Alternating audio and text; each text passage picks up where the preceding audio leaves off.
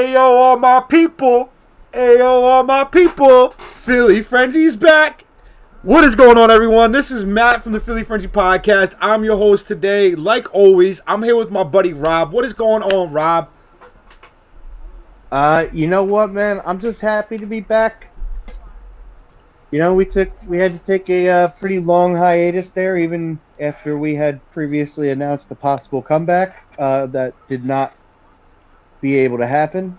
So we apologize for that, but we are officially back, I think, this time. Yes, we are officially back. Philly Frenzy's back. You know, your one and only favorite podcast on YouTube. Today, we're going to be coming right back into the show after 6 weeks. We're going to be hitting on these rookie quarterbacks. We got Zach Wilson. We got Trey Lance, who's not going to get talked much about because he hasn't really played up to this point. We got Trevor Lawrence, Justin Fields, and Mr. Mac Daddy, Mac Jones, the five main quarterbacks from this draft class. Again, like I said, we won't really touch a lot on Trey Lance because he is. I think we should just knock him out of the way first. I mean, if you'd like, yeah, we can. He's not. We're not going to actually rank him because we haven't seen. Neither one of us thinks we've seen enough. You know, he's played a game and a half, pretty much. Roughly, I mean, and that game and a half, he ended up getting hurt. So it's kind of difficult to sit here and judge what he's going to be for the rest of the season. I mean, from what I could see eye test wise early, I could see exactly why the Niners held on to Garoppolo and the reason why he was the starter. It's clear that Lance has talent, but he's just not quite ready yet. He's looking a little inaccurate, but how much of that is the fact that the guy hasn't played in like a year because he didn't play last year's college season? And how much is that him being inaccurate? I thought his throwing motion looked a little meh. So, I mean, there's definitely more questions than answers there. Does he have a lot of athletic and arm talent? I think so. I know he's an athlete, but, you know, he tried that and is already banged up, so how durable is he? I got a lot of question marks with him still, and I think that's exactly why you saw San Francisco hold on to Garoppolo and make him the starter.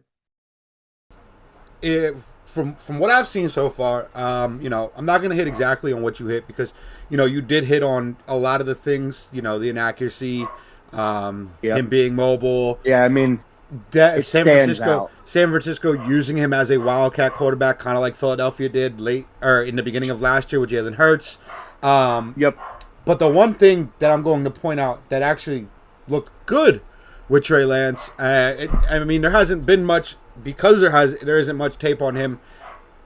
You see the arm talent. If we go back to pre-draft and how I was in love with Trey Lance, even though I was already burned as an Eagles fan with one North Dakota State quarterback. Trey Lance has a cannon. He might not be the most accurate quarterback up to this point, and we don't know exactly if that's going to hold true once he gets more snaps, but he does have a big arm. So, when you look at a quarterback this young, that's one of the things that I look for is how good is that deep ball. And I don't want to touch on it because that's not why we're here today, but that's one of the issues I have with Jalen Hurts is the deep ball is not there. So when I look at Trey Lance and I see this deep ball and, he throws it really well, it gets me excited. And like you said, Rob, this is why they kept Garoppolo. He's gonna groom underneath of Garoppolo. I feel like this is only going to be better for Trey Lance. I feel like he could turn around and, be that apprentice like Aaron Rodgers was. I'm not expecting him to blow up like Rodgers. Don't get me wrong. But, this is probably what is best for Trey Lance.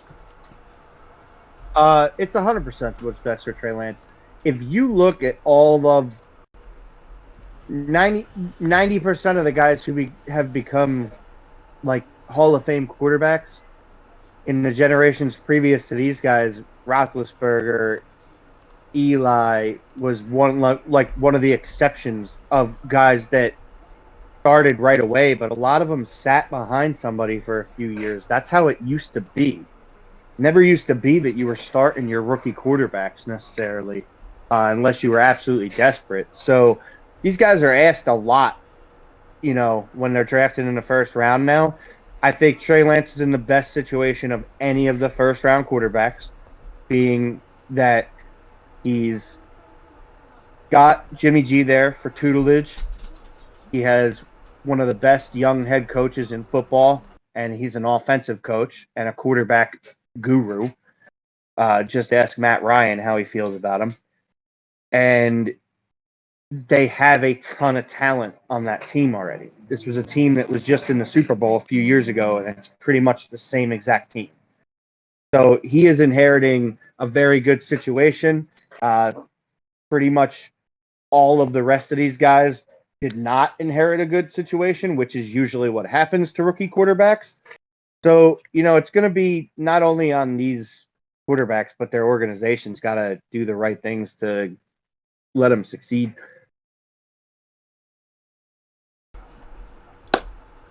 Yeah, I completely agree with that. And that let's jump into that guy who needs the organization to probably help him more. Now, out of these four quarterbacks, and I feel like that's Zach Wilson.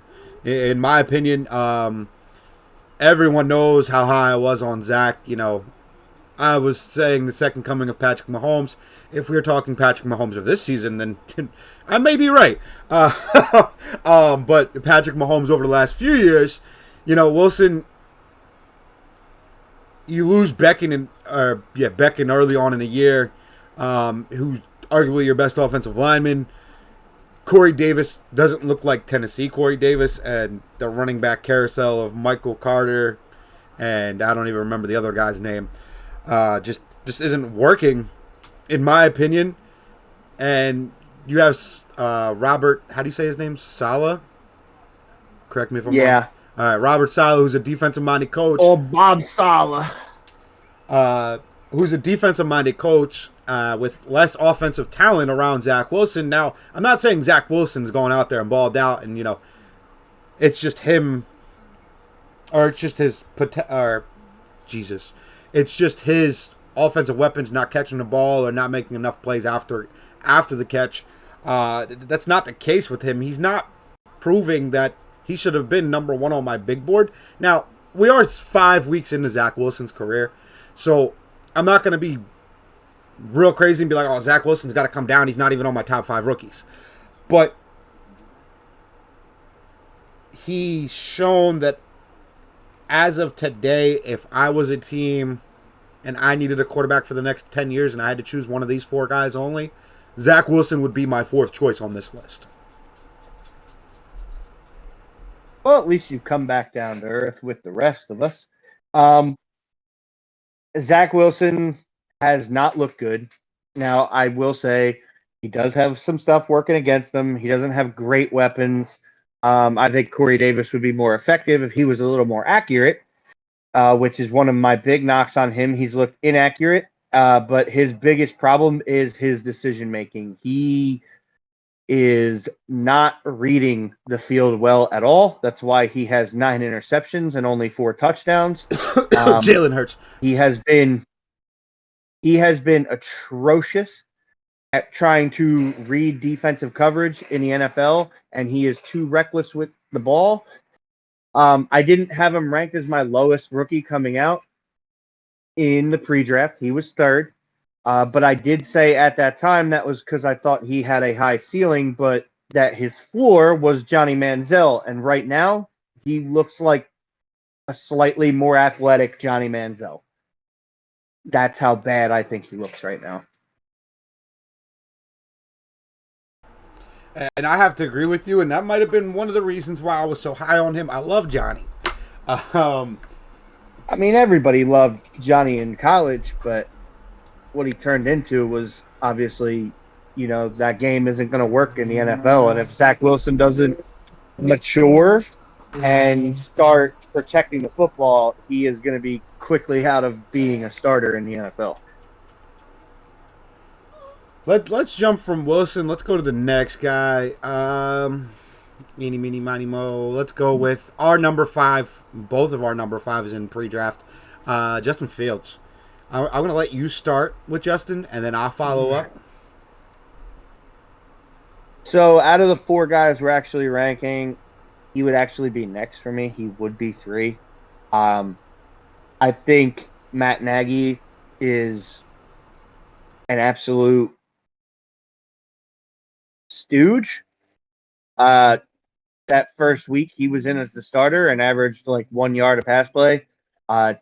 Why did you draft a mobile quarterback and then make a game plan where you're only passing from the pocket? You're not even a design run. You didn't even roll the pocket once for your mobile quarterback, Matt Nagy, who's supposed to be some offensive genius. He looks like an offense. I mean, I've seen better offenses run in high school football, so it's been pretty pathetic. Then, of course, I'm sorry. I'm scratching my head. Next week, he gave up his play calling.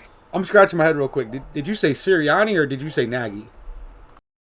It doesn't really matter. They both are absolutely awful. Neither one. I just don't understand. But nobody ever touted Sirianni as an offensive guru. Okay, Matt Nagy was supposed to be like the next Andy Reid, and yeah, he's definitely not. And it's amazing because after that game, he handed over offensive play calling to his coordinator, and Justin Fields looked pretty good. He threw for like 200-something yards, had a positive turnover differential, used his legs, had some good rushes. The Bears have one of the worst offensive weaponry arsenals in the NFL, and their offensive line isn't very good either. So he's in a pretty bad situation. Overall, I think he's done pretty well. He needs to get more accurate. I think that's his knock as well. I mean, the big arm is there, and he can make all the throws, but he's inconsistent. And I think that comes with time and hopefully a better head coach when Matt Nagy gets fired at the end of the year.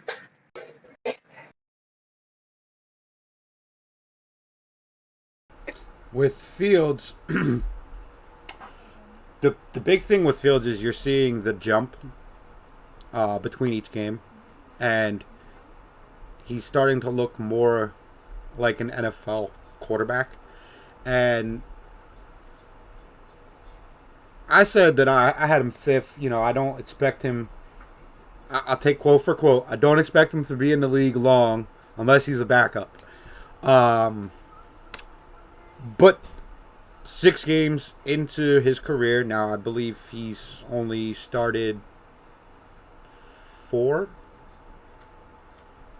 I believe he's only started 4 games. So, but 6 games into his career, I'm starting to believe that he can be an NFL quarterback. He does a very good job of understanding the pocket while being a mobile quarterback, and he does keep his eyes downfield. And for the most part, he does read a defense. You saw yesterday him play a hell of a game and keep the Chicago offense rolling against Green Bay. They ended up losing by 10, but, that's Aaron Rodgers. There's not much you can do about that. But Fields has been the surprise to me. And I am sitting here saying 5 from pre-draft, but if anybody that's listened that long and then came back, you actually will know that I called him 6. I had Kyle Trask ahead of him. That still doesn't change as of today. I'm not going to, like I said with Zach Wilson, I'm not going to sit here and grab my e-brake and put myself in a 180 and say Justin Fields is the best quarterback in this draft class, because Justin Fields is not a guy I would be selecting to run my NFL team for the next 10 years out of these 4 guys. But he has shown to me that he can be an NFL quarterback, and I do like that because I feel like the more NFL-ready quarterbacks we have in this league, the more competitive it's going to be. And I get kind of tired of sitting here watching guys come into the league who were very good in college and then struggling in the NFL, and they find themselves out of a job in 2 years, and it's just a continuous cycle So I am kind of hoping that Justin Fields can continue to play this way, continue to progress, and turn into an actual quarterback for the Chicago Bears. Jumping from Justin Fields, I mean, unless, Rob, you have anything else you want to say on Fields?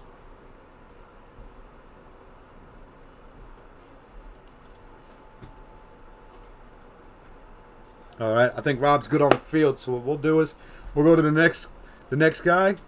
Got two guys left. We got Mac Jones. We got Trevor Lawrence. Let's do a coin flip. Rob, heads or tails? Heads, Mac Jones. Tails never fails. Heads, Mac Jones. Tails, Trevor Lawrence. All right, flip it. All right, let's flip it. Let's see who we talk about first. We got tails. All right, we got Trevor Lawrence. Seemed like you were interested in talking Trevor Lawrence. You want to start with Trevor? Or you want me to start with Trevor? I'll let you start. I want to hear what you have to say. All right, Trevor Lawrence. Man, guy I had ranked third on this quarterback list. Trevor Lawrence. He's showing me exactly why I had him ranked third. To this point in day, I still have him ranked third. I think there's just a guy up there that wasn't up there before ahead of him. He's shown that he can be mobile, which if you watched him in college, you knew, except some scouts decided to say that he was mobile to an extent. He's shown that he has legs. He's shown that he can read a defense, which happens when you play college football at a high level. And he's shown that he knows how to turn the ball over. You know, besides yesterday, how many games has he lost for Jacksonville? The one that pops into my mind right away is the Cincinnati game.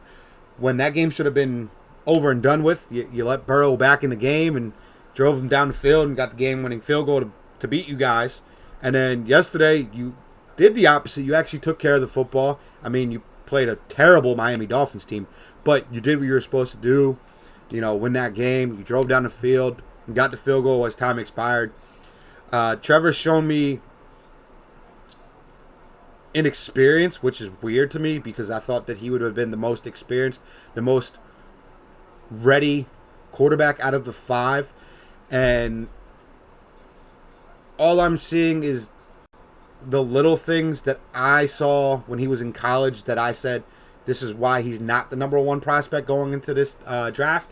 But, you know, we have seen quick turnarounds. If you take the guy who's thrown the most interceptions as a rookie in Peyton Manning, you wouldn't have expected his career to look like this after one season, or you wouldn't have expected his career to turn out the way it did after one season. So that's why it's difficult for me to sit here and, you know, kind of point the finger and say, all right, he's not it. But through 6 weeks, Trevor Lawrence is not my guy. And hopefully that changes by the end of the year because I do feel like he still has the biggest upside. So, Rob, let's hear what you got on Trevor. Okay, so my man Matt here, not too high on Trevor Lawrence, it feels like. Not as high as me, anyway.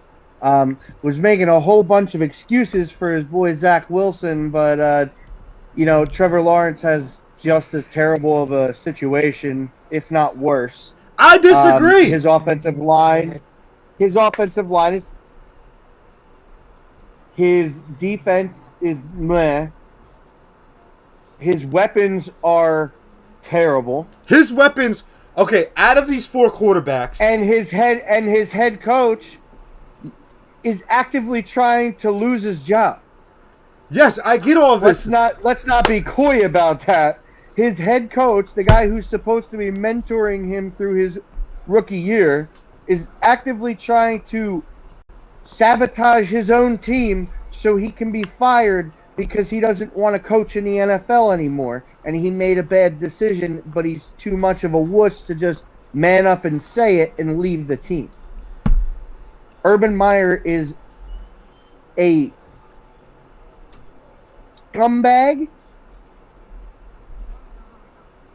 and what he's doing extremely hurting Trevor Lawrence right now.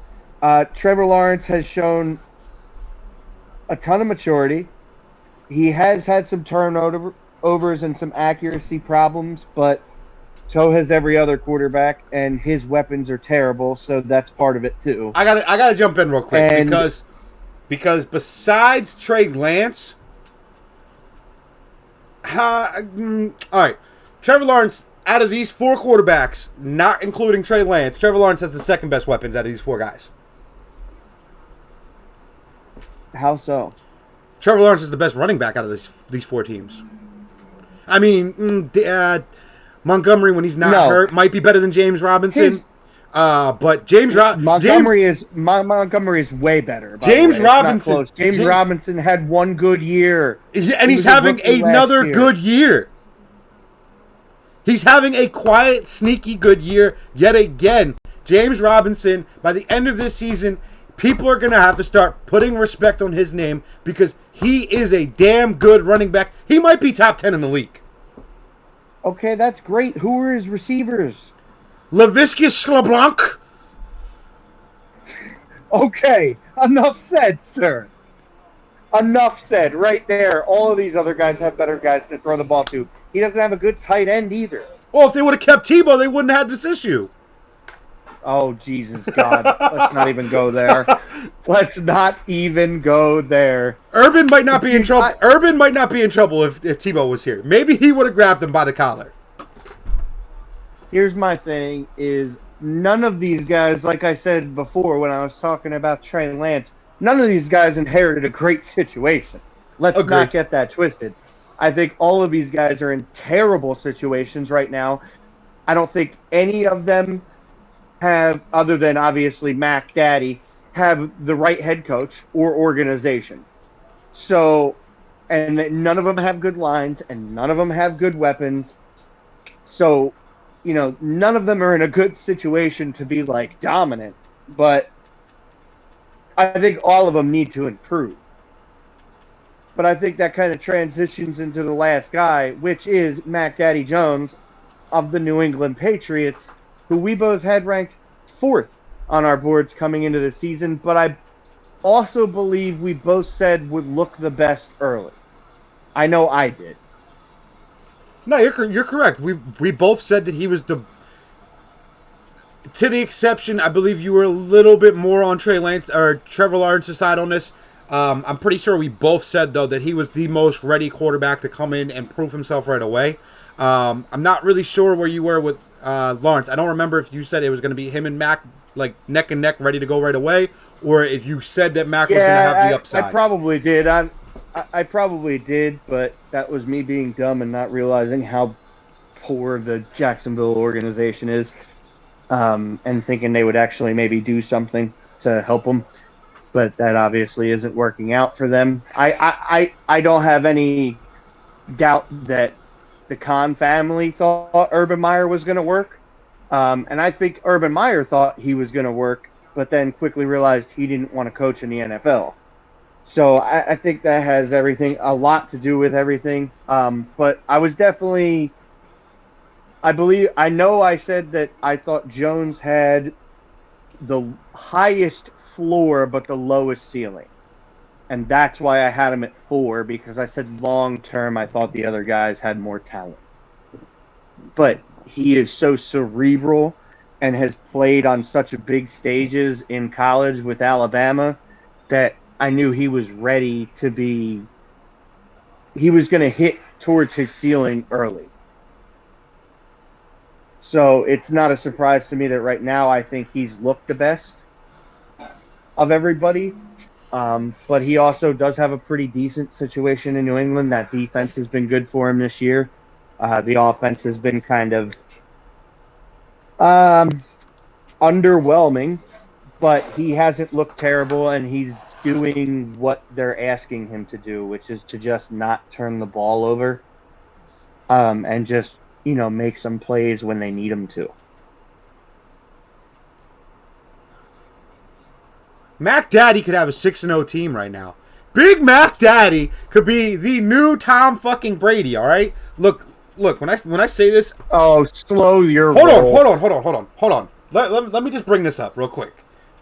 If it Do wasn't not for compare him to Tom Brady. if it wasn't for missed field goals and it wasn't for a defense allowing Dallas to drive down the field and get a field goal with 40 fucking seconds left yesterday, we'd be talking about a 6-0 New England Patriots team and how great Bill Belichick is and who really needs who, Brady or Belichick. You know, maybe it just took Belichick an extra year because he had to get some talent through the door, where Brady literally took everybody with him to Tampa. But with what I'm seeing with Mac, and again, pre-draft, had this man ranked 4th. I had no interest in Philadelphia drafting him. If we were to go after a quarterback, knowing he probably would have been on the board. Sitting here today, if Mac Daddy was on the board and Philadelphia was selecting again, please give me Mac Daddy. What he has shown is that he can read a defense. He's shown that when the game is on the line, he will drop his nuts and you will get the best version of Mac Jones. Yesterday, that man threw a pick 6 to Trevon Diggs. Pick 6 with 2 minutes and 21 seconds left. The very first play on the next drive, he went at Trevon Diggs for a double move. Now, granted, the safety didn't play the way he was supposed to play, but to attack Trevon Diggs after throwing a pick 6, the very next play, with 2 minutes left in the game, and throw the 75-yard touchdown, that boy's got ice in his veins. And I agree with you there. That's the number one thing so far. The number one thing I've seen from Mac Jones that I absolutely love is that the moment never is too big for this dude. It just doesn't matter to him because, like I said, all those big games at Bama, man, you got to have ice in your veins. He's already been there. Yeah. But to say that he can read defenses is a stretch. He's been doing a very good job at understanding defenses. And you know, he does still throw a lot of picks though. He's got 6 over 6 games. As a rookie, that's not that bad. He's only got 7 touchdowns. Yeah, but I mean, when you look at some of these quarterbacks, you know, everyone was big. Everyone was big on the beginning of the year, Sam Darnold. And then that man's thrown 6 picks in the last 2 games. And I'm pretty sure nobody's talking about Sam Darnold anymore. You know, Patty Mahomes might be leading the league in touchdowns this year, but he also has 8 interceptions. Patty Mahomes only had 8 interceptions his whole career before now. Not really, but, you know, you get what I'm saying. I just feel like the numbers of interceptions are up so much this year, besides your elite level quarterbacks, and I only think there's 4 or 5 of them. And them 4 or 5, you know, they're still in the same ballpark as Mac Jones. Brady's got 3. Okay, Brady's been in the league for 21 years. So, you know, Brady's got half as many as Mac Jones has, but also is 2 times older than Mac. Then you look at Matt Stafford. Stafford's 34 years old, playing with probably the second best offense behind Arizona. He's got 4. Then you take my potential MVP right now, Kyler Murray. He's got 4. Kyler Murray also has the best completion percentage. And then you take the guy who's probably right there with him, with Dak. Dak's got 4, and he's got the second best completion percentage. So, you know, Max got... What you're not talking about is how many fucking touchdowns these guys have to those interceptions. Yes, but if you look at Mac only has 6 picks. He also only has 7 touchdowns. What people care about is touchdown to interception ratio. That's 71. And right now, his is subpar. The 71% completion percentage for him is huge, and that shows you that he's reading defenses. Because yes, he doesn't throw the ball down the field. They run a dink and dunk, vanilla, don't screw up offense because they have a good defense. So yeah, he's going to complete a lot of passes. He hardly ever has to throw the ball downfield. He's going to complete a lot of passes? That he can't, but he doesn't. All right, he's going to complete a lot of passes. But why is it, again, I'm sorry, why is it that Jalen Hurts throws 3-yard screen passes and his completion percentage is lower than Mac Jones? Because Jalen Hurts isn't as good as Mac Jones. Again, I'm not saying Mac Jones is bad, but he's not the next coming of Tom Brady. I don't know. I wouldn't say the next coming of Tom Brady because I don't think there's going to be anybody that ever comes close to Tom Brady. Now that's a lie. I do think Me either. actually I'm gonna go backwards because I think that's Justin Herbert. Besides yesterday's game, but Mac Jones can be. I mean, yeah, the numbers are low. With the touchdowns, but the 6 picks, that doesn't alarm me. Like, 6 picks he's averaging 1 a game. That's not terrible, I guess. Not super alarmed by it. I didn't say he was terrible. Like, some of them other guys really need to clean that stuff up. His accuracy's been better than most, but it's still not where it needs to be if he wants to stay a starter in this league. My biggest issue with him is they have not looked good in the red zone, and that matters.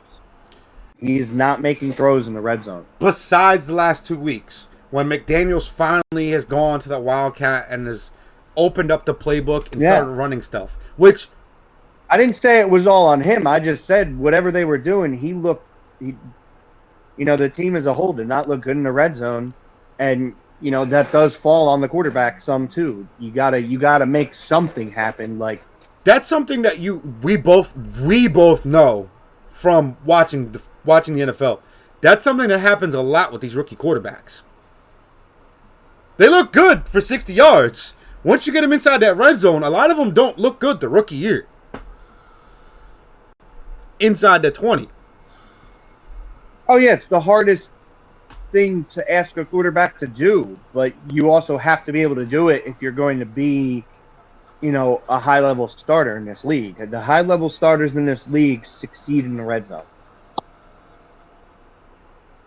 Go look at the red zone percentage for Tampa Bay, for the Rams, for Dallas right now, for Arizona, for the Chargers, for Cincinnati.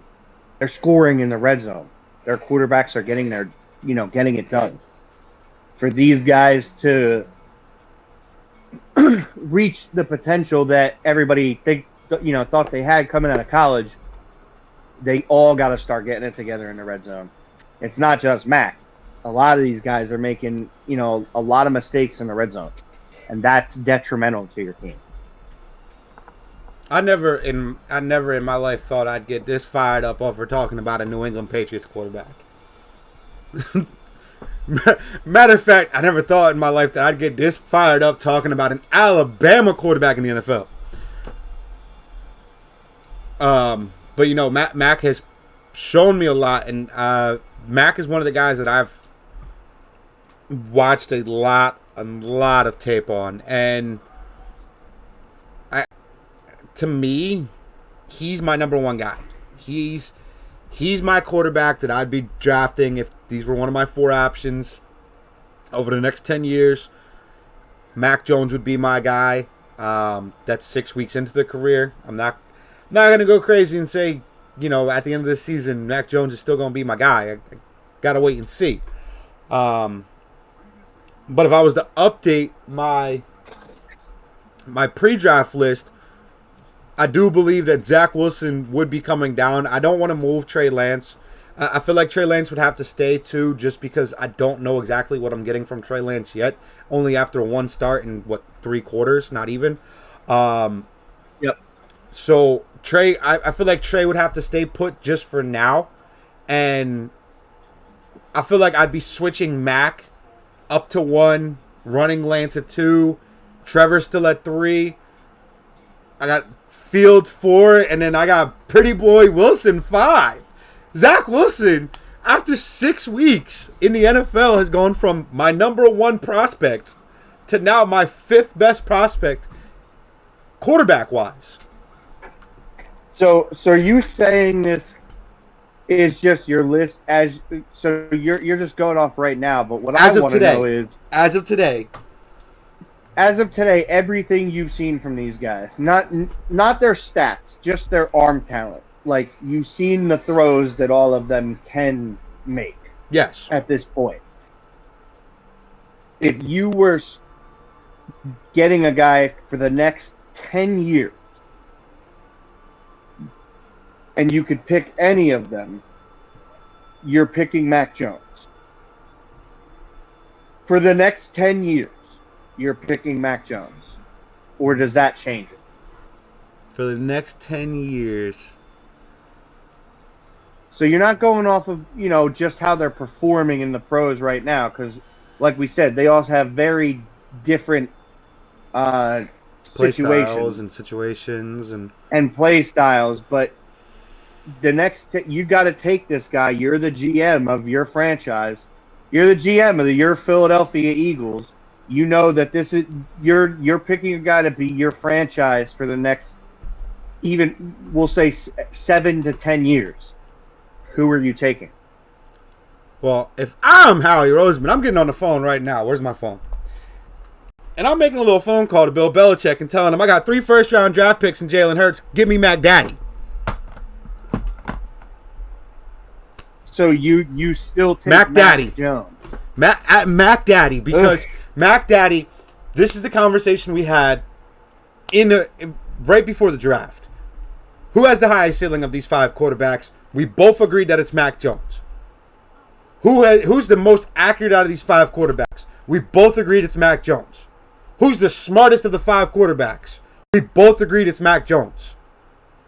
Who's looked the best of the first? I just thought he had the least arm talent. Who's looked the best out of the first 6 weeks in the NFL?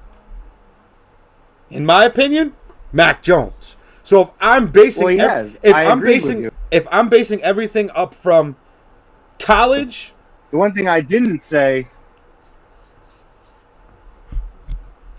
if I'm basing everything off of what they did in college up to the first 6 weeks in the NFL, I'm choosing Mac Jones today. So one thing you misquoted there was I did not say he had the highest upside pre-draft. I said he had the lowest upside pre-draft. I said Trevor Lawrence had the highest upside pre-draft, and I still believe Trevor Lawrence has the highest upside pre-draft, which is why I would still go Trevor Lawrence. Mac Jones through 6 weeks in the NFL has looked better than Trevor Lawrence. He's also, to me, has a lot better team and definitely a better culture and organization. That's a winning organization and a winning culture. That's not a team that's never done anything and has a crap roster and hasn't spent any money. It's not like the Patriots didn't try and surround Mac Jones with talent. They went out and spent $150 million in free agency. They tried to reboot that whole roster for this kid. And he has the greatest coach of all time, not Urban Meyer, who's out there finger popping, co-eds. I mean, it's ridiculous to think that with the 2 situations, you're not grading that on a curve. Trevor Lawrence is better than Mac Jones. He will be better than Mac Jones. We all know how I feel about Trevor Lawrence. Any single person who has talked to me about Trevor Lawrence over this last year knows I do not like Trevor Lawrence. One thing that I don't like about Trevor Lawrence, and this has nothing to do with his game, but I'm telling you right now, as an NFL quarterback, if you're going to be a franchise quarterback, if your head coach takes the stand and your head coach says, I don't know how I feel about Trevor Lawrence running QB sneak at the 1-yard line. We haven't really gone over it. I don't want to put my quarterback in that situation. And then you come up to the stand right after your head coach and say, I feel comfortable doing it. We don't practice it, but I want to do it. And, I don't care about my body. I want to win. I'm telling you right now, as an organization, I don't want that as my quarterback. Because your head coach and your quarterback are supposed to go hand in hand. That was one of the reasons why Doug Peterson and Carson Wentz were so great together. That's one reason why Tony Dungy and Peyton Manning were so great together. That's one reason why Tom Brady and Belichick were so great together. Brady and Belichick, we all know they're going to sit here and tell the public.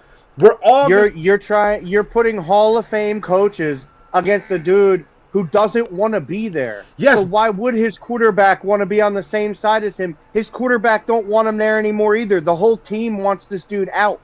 But you have to play the media. You're not going to side with him. You don't have to play the media. You do not have to play the media. None of these guys play the media anymore. If they're not happy, they voice their opinion. That's what you're supposed to do as a quarterback. That's how you get changes made. If this dude, Trevor Lawrence knows my head coach doesn't even want to be here coaching us. Why would I not be boisterous about my organization not making a change in that department? Urban Meyer should have been fired immediately when, not even before the whole incident. The second he said, I'm not going to fly back with the team, if I was the owner or general manager of that team, he would have been fired on the spot. Now, I agree with I would that. have been like, then don't fly back at all, bro. Because if you're not flying back with the team, you don't want to be here. And if you don't want to be here, I don't want you here. See ya. You're fired. I agree with that. Done. And move on. So I can't blame Trevor Lawrence for not supporting his coach in the media, because he doesn't support his coach. The whole locker room doesn't support his coach. So what he's doing is supporting his locker room. He's supporting the guys he actually has to go on the field with, which is what I do want in my quarterback. I want my quarterback to be the leader of my locker room, and he's proving that he is. I don't know. I'm just not a huge fan of Trevor. I don't see it. The mechanics scare me. His off-field stuff, like the way he carries himself, like that stuff scares me. And I felt that way. Doesn't scare you with Zach Wilson though? Zach Wilson's been worse off the field than him. Has worse mechanics than him, by the way. Zach Wilson, okay, terrible. Zach Wilson went from 1 to 5. Okay, Zach Wilson completely fell, and I know, but what I'm saying is, of course, he's been pretty perfect off the field. I don't know what you don't like about him. I just don't like the way he carries himself. Like he carries like, all right, this is weird because I like my receivers to have it, but I don't like my quarterbacks to have it. He carries himself like he is the baddest motherfucker on this earth. That's just the way I see it. Yeah, but all the great quarterbacks do that. That's just the way I see it. No, not necessarily. Every one of the great quarterbacks think that they're great. Peyton Manning thought he was great. Rodgers thinks he's great. Breeze thought he was great. Brady knows that he's great. There's a difference between knowing, thinking, and acting. Because if you talk to not Tom Brady, throw that out the window. If you talk to Peyton Manning or you talk to Drew Brees, I don't get that same vibe. Oh, dude, then you obviously have not been watching Manning Cast. I won't watch that. On Monday Night Football. I find Manning Cast stupid. I don't want to watch anything that has to do with Eli. But first of all, I love it.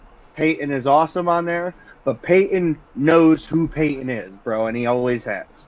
Yeah, but that's the thing. He has never been shy about saying how good he was. At this point in time, maybe retired. Breeze is the maybe Breeze is the exception. But I admired that Peyton Manning, even when he was a player, always said, "Yeah, Peyton Manning."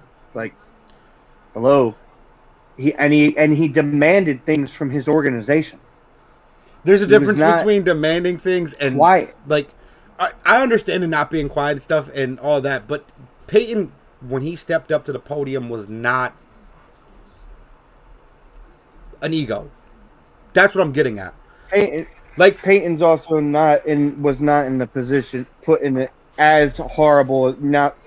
I'm not saying that the Colts were great when they drafted him, but they were not as bad of an organization as Jacksonville is, and he did not have to deal with this kind of crap with his head coach that Trevor Lawrence is dealing with. I mean, I cannot stress enough how horrible that makes his situation. Like, he's easily in the worst situation than any of these guys. At least Bob Saleh's not in the freaking news every other day. I mean, I just don't. I can't knock Lawrence's performances when his coach is actively trying to get fired. If he's doing all that kind of crap in the media, you don't think he's calling bad plays and stuff just so they can lose games and he can get fired faster? He doesn't want to be there. I got you. I understand. But it's I can't say that I'm down on a guy I was so high on when he's in this garbage of a situation. It's mac and cheese. It's Mac 10. It's Mac Daddy. Hey, he's number 2. I just would if I'm going over to if I'm just going for this season, I'm taking Mac Jones. But over the next 10 years, I think Trevor Lawrence. But Mac Jones is right now looks by far the best. I just think he has a better situation than the other three guys. I don't think he has a better situation than Lance, but I think he has a better situation than the other three. Over the next 10 years, give me the quarterback who continues to get benched in Oklahoma. Draft me Shane Rattler. All right, now I'm done with the jokes. So, we have any other conversation on these four guys that you want to hit on today, Rob? No, I think we touched on everything, man. All right, so, we're back. Philly Frenzy Podcast, baby. Mac Daddy. So Big Mac Jones show. Big Mac Jones show. Hate the Patriots, though. Despise the Patriots. We're working with a passion. We're working on a schedule here. Once I get everything scheduled out and we have everything moving forward, I will put a schedule out. But for right now, we will have a show tomorrow. There may be actually two shows tomorrow. I got to talk to Rob off air about that. We do have the NBA season starting tomorrow. I do believe that we should hit on our NFL awards. Maybe we just do like a quick pick show. Hit on our players of the week. I want to be able to put out a power ranking possibly. So I want to be able to hit on that and then jump right into the NBA. So maybe a quick show covering, our players of the week, our front runners, and then a power ranking, then switch over, talk NBA. As the Sixers start on Wednesday, not tomorrow. Possibility Ben Simmons not playing, thank God. But we will look at possibly 3 shows a week again. If something like tomorrow happens more often where we're doing 2 shows, then possibly looking at more than 3 shows. But we're going to try to keep it light, but not too light. We're going to come back quick. I do know if you do not follow us on Twitter, it's at Philly Frenzy PC. You're watching this on YouTube, so you hit the like button, hit the subscribe button, hit the comment button. Tell us what you think. If you're not on if you're on Facebook and you're not in a group, go ahead and get into the group. It's the Philly Frenzy Podcast. I don't know if I'm missing anything else. I know if you feel like reaching out and following myself or Rob on Twitter, Rob is at Rob Danka, ROBDANKA, and then mine is at White Daddy Shack. I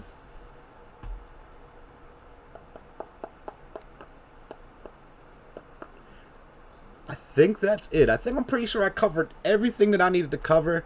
Is